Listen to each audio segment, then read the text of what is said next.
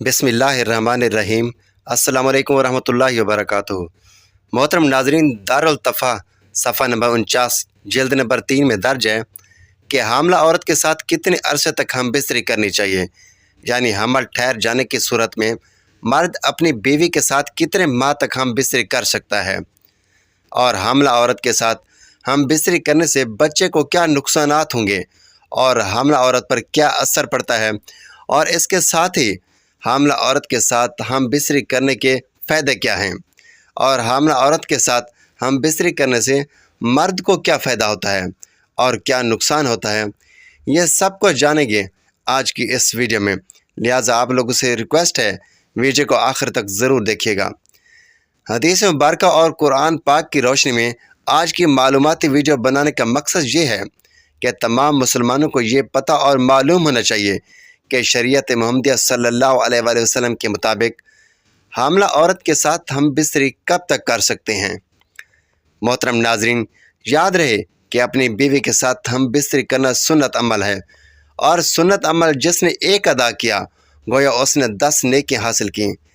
हदीस सही मुस्लिम में हज़रत अब्दुल्ला बिन उमर रज़ी अल्लाह तआला अन्हु फरमाते हैं, अल्लाह ताला उन मियाँ बीवी से राज़ी होता है जो सर्द रातों में हम बिस्तरी करते हैं और रब के डर से गुस्ल करते हैं और उसकी रज़ा पर राज़ी रहते हैं।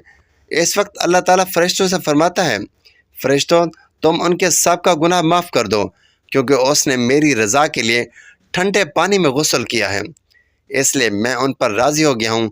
याद रहे, अपनी ख्वाहिश पर सब्र करना बहुत मुश्किल होता है। अब सवाल ये है कि मर्द अपनी हामला बीवी से हम बिस्तरी कब तक कर सकता है?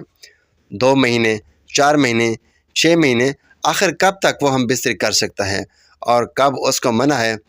हमल के दौरान अगर हम बिस्तरी की जाए तो उसका फ़ायदा क्या होता है और नुकसानात क्या होते हैं? हामला औरत से हम बिस्तरी कितने महीनों तक ख़ावंद कर सकता है?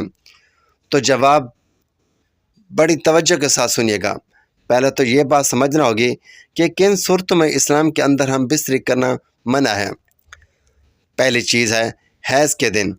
हैज़ के दौरान कम से कम मुद्दत 3 दिन और ज़्यादा से ज़्यादा मुद्दत 10 दिन है। इन 3 से 10 दिनों के दौरान आप हम बिस्तरी नहीं कर सकते अपनी हलाल बीवी के साथ। कुरान पाक ने औरत के हैज़ के अयाम में हम बिस्तरी करना मना कर दिया है। लोग सवाल करते हैं नबी पाक सल्लल्लाहु अलैहि वसल्लम से हैज़ के बारे में, तो अल्लाह के कुरान ने जब आपको कह दिया है कि औरतों से जुदा रहो हैज़ के दिनों में, तो हैज़ के दिन कितने हैं? कम से कम 3 और ज़्यादा से ज़्यादा 10 दिन। तो हैज़ के दिन में बच कर रहना होगा। मोहतरम नाजरीन, दूसरी जगह जिससे शरीयत मुहम्मदी सल्लल्लाहु अलैहि वसल्लम ने मना फरमाया है अपनी हलाल बीवी से हम बिस्तरी करने से, वह है नफास के दिनों में। नफास क्या है? ये क्या होता है?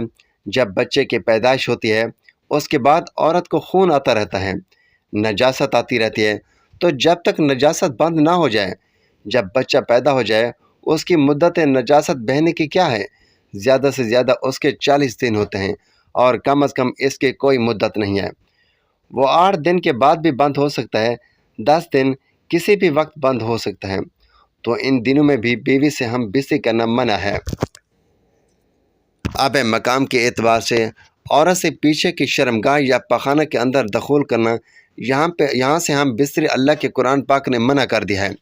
शरीयत मतहरा के दीगर तमाम उलमा कराम और हमारे प्यारे नबी हज़रत मोहम्मद सल्लल्लाहु अलैहि वसल्लम से ये बात साबित शुदा है, औरत की पिछली शर्मगाह से हम बिस्तरी करना, दखूल करना हराम है।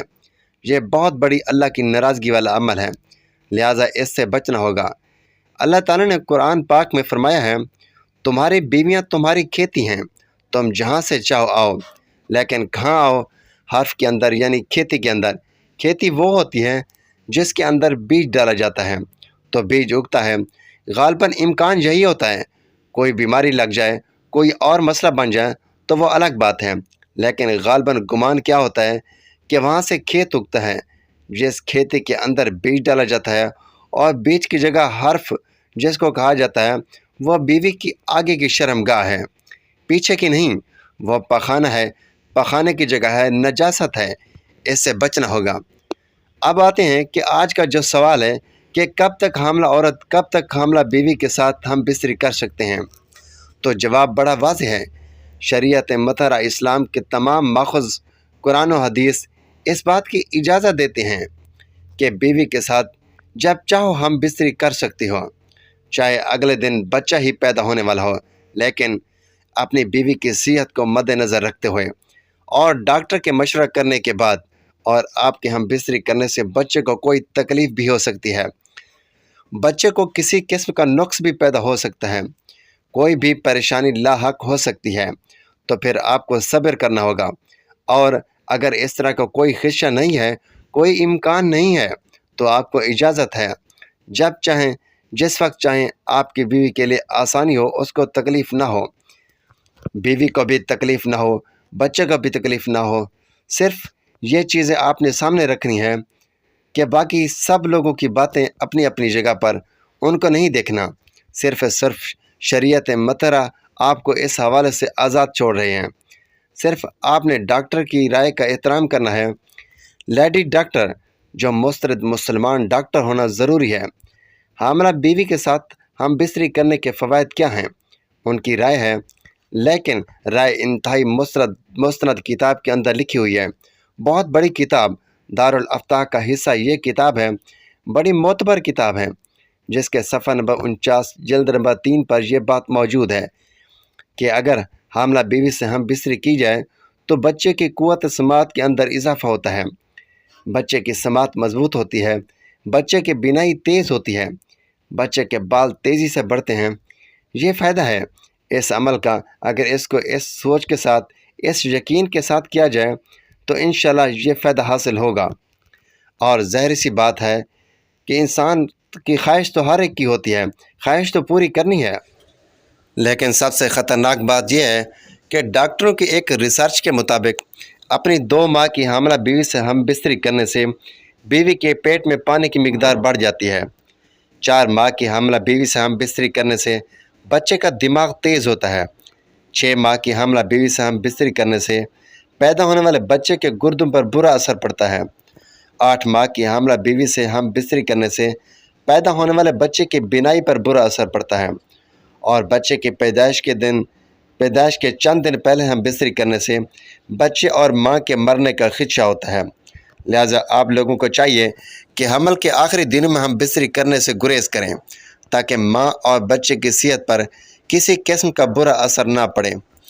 اللہ تعالیٰ سے دعا ہے کہ اللہ تعالیٰ ہم سب کو اپنی بیوی کے ساتھ حسن سلوک سے پیش آنے کی توفیق عطا فرمائے، اور شریعت محمدی صلی اللہ علیہ وآلہ وسلم پر عمل پیرا ہونے کی توفیق عطا فرمائے۔ آمین یا رب العالمین۔ ناظرین، ویڈیو اچھی لگی ہو تو ویڈیو کو لائک کریں، شیئر کریں، چینل کو سبسکرائب کریں، اور کمنٹ باکس میں اللہ تعالیٰ کے 99 ناموں میں سے ایک نام ضرور ٹائپ کریں۔ اگلی ویڈیو تک کے لیے اجازت دیجیے۔ اللہ حافظ۔